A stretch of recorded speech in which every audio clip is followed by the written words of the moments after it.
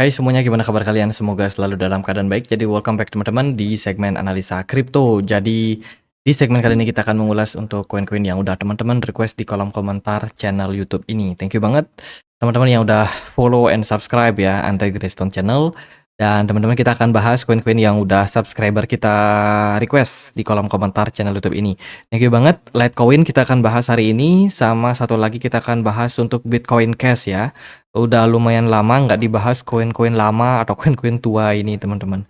Jadi kita akan langsung aja masuk ke pembahasannya, mulai dari Litecoin ya teman-teman, atau LTC.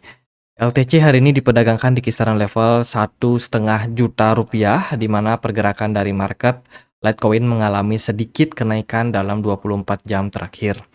Litecoin dan juga Bitcoin Cash adalah sama-sama koin yang diciptakan sebagai solusi dari Bitcoin.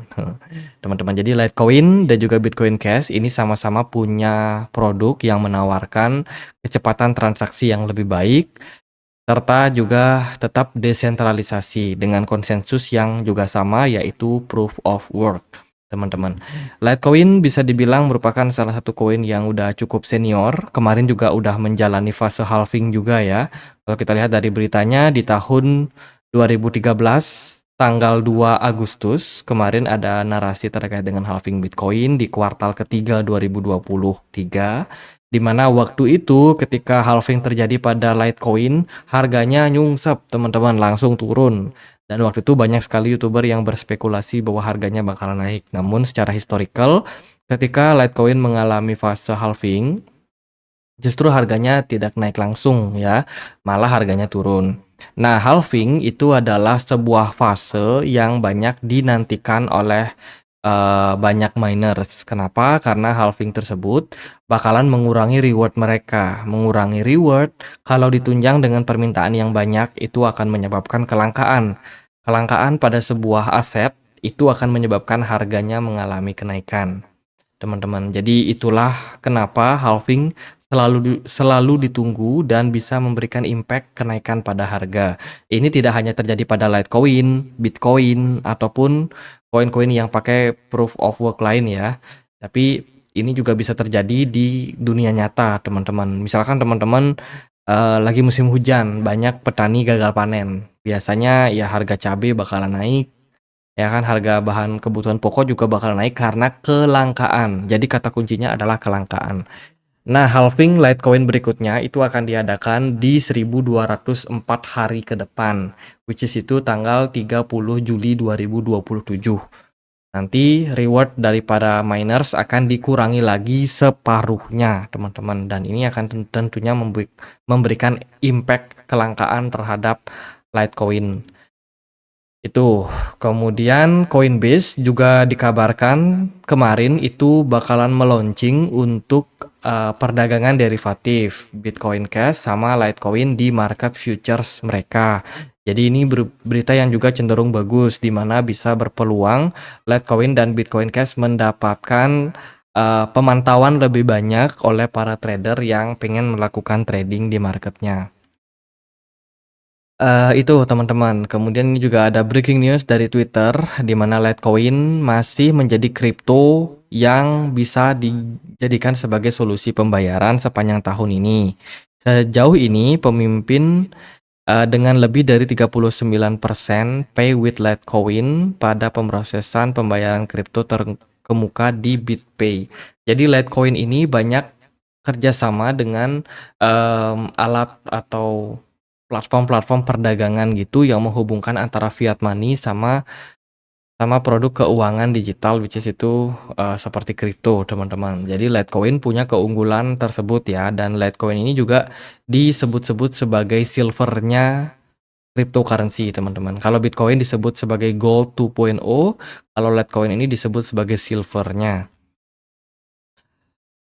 Itu sih, nggak terlalu banyak memang narasi-narasi yang diramaikan oleh Litecoin ya. Dari Twitter pun juga rata-rata jumlah transaksi dari Litecoin mengalami peningkatan.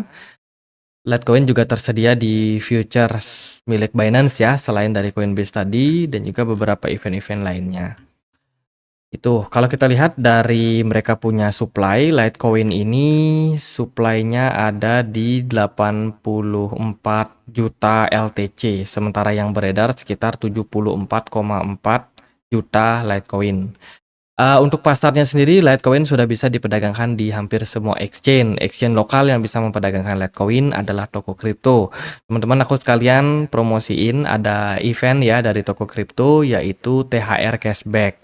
Jadi event ini diadakan dari tanggal 4 April sampai dengan 25 April. Syaratnya teman-teman wajib melakukan KYC. Ini bisa diikuti oleh semua yang sudah pakai toko kripto, baik pengguna lama ataupun pengguna baru. Yang penting kalian sudah KYC dan melakukan pendaftaran. Klik di sini. Nanti link untuk campaign ini aku akan taruh juga di kolom deskripsi.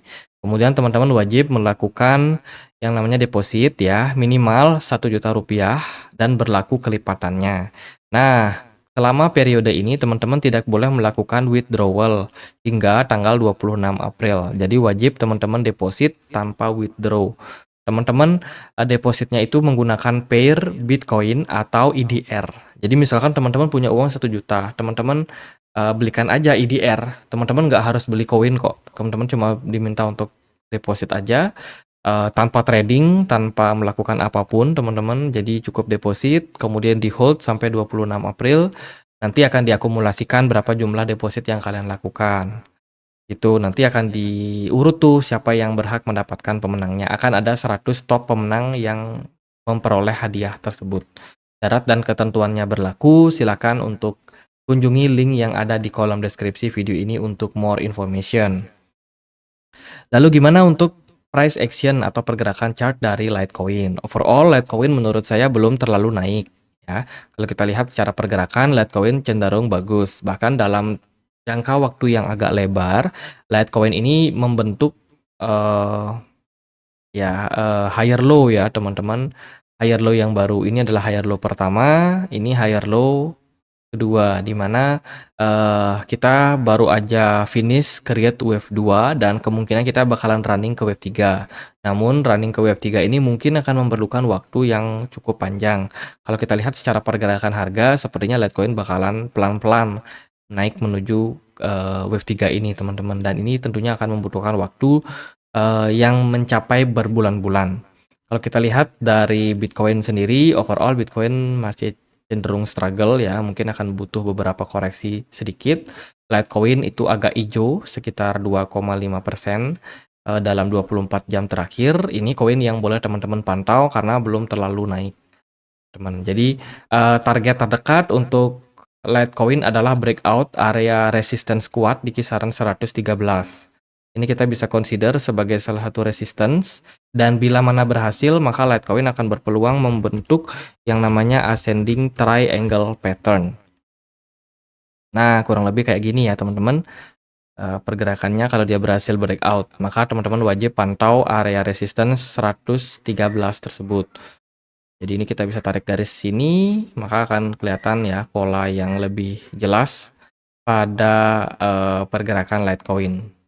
Tuh, teman-teman boleh pantau di level tersebut. Kalau dia breakout, maka kita akan punya target kenaikan pada Litecoin, yaitu di kisaran area $306. Ya, itu berarti kenaikan harganya mencapai 170%, teman-teman. Jadi dinantikan aja kenaikan berikutnya pada Litecoin, siapa tahu bisa achieve level tersebut, yang mana level tersebut juga sebelumnya merupakan area-area mendekati all time high dari Litecoin. Oke, next kita akan bahas untuk Bitcoin Cash. Hari ini Bitcoin Cash diperdagangkan di kisaran level 9,8 juta rupiah. Pergerakan Bitcoin Cash mengalami koreksi 1% dalam 24 jam terakhir. Nah, Bitcoin Cash ini diluncurkan teman-teman untuk memfasilitasi orang-orang yang pengen melakukan perdagangan dengan biaya yang murah dan juga transaksi yang cepat kalau dibandingkan sama Bitcoin. Jadi memang di fase-fase awal altcoin diciptakan ya, ketika fase-fase tahun 2010, 2011, nah itu altcoin itu simple banget teman-teman. Jadi dia cuma bikin altcoin, kecepatannya lebih bagus, kemudian transaksi biayanya lebih murah. Udah itu aja, nggak kayak sekarang yang mana altcoin itu banyak sekali punya, berita, punya apa namanya, improvement yang sangat-sangat luar biasa ya teman-teman. Tapi kalau waktu dulu itu simpel-simpel banget altcoin-nya. Nah, Bitcoin Cash ini juga salah satu altcoin yang berhasil survive sampai sekarang, teman-teman. Nah, Bitcoin Cash ini pakai konsensus yang sama juga, yaitu dengan proof of, work ya, di mana dia bisa di-mining. Nah, Bitcoin Cash itu sudah menyelesaikan fase, halving mereka di tanggal 5 April kemarin, dan waktu itu pergerakan Bitcoin Cash agak sedikit mengalami kenaikan setelah fase halvingnya, teman-teman. Kalau kita perhatikan, Bitcoin Cash ini punya supply maksimum sebanyak 21 juta, mirip seperti Bitcoin. Sementara yang beredar baru 19,69 juta Bitcoin Cash saja. Untuk pasarnya sendiri juga sudah sangat luas. Teman-teman juga bisa pakai toko kripto untuk melakukan pembelian untuk Bitcoin Cash ini. Jadi simpel banget ya jelasin Litecoin, Bitcoin Cash, Dash, koin-koin yang lama-lama yang kuno-kuno itu, teman-teman. Tapi ya bukan masalah dia lama atau enggak, dia masih survive enggak sampai bertahun-tahun setelah Bitcoin mengalami fase bearish, fase bullish, masih survive enggak? Nah, itu yang paling penting. Bitcoin Cash sih so far masih survive ya. Kalau kita perhatikan secara pergerakan chart, bahkan kemarin sempat naik sampai level $700, teman-teman. Bitcoin Cash sekarang lagi dalam tahap koreksi. All time high dari Bitcoin Cash itu ada di kisaran level 1600-an something.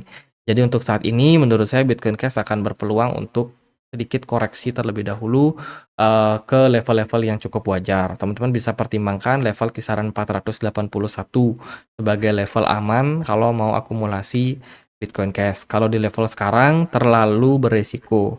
Dari beberapa candle yang terbentuk Bitcoin Cash seperti ada tekanan jual, teman-teman. Tekanan jual, MACD pun sudah memberikan indikasi dead cross. Dengan volume yang tinggi, ya ini berpeluang masih bakalan lanjut mengalami koreksi sampai 480-an dolar.